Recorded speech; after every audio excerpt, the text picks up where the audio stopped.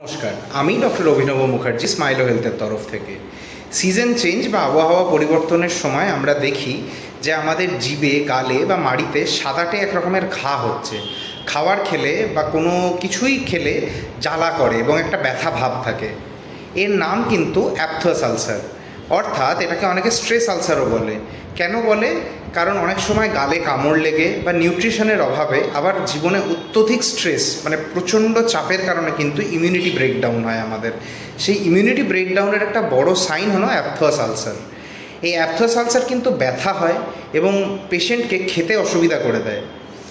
এছাড়াও এটা একটা ইন্ডিকেশন যে আপনার শরীরে অন্যান্য কোনো রোগের বাসা বেঁধে থাকতে পারে, যেটা আপনার ইমিউনিটির উপর এফেক্ট ফেলছে।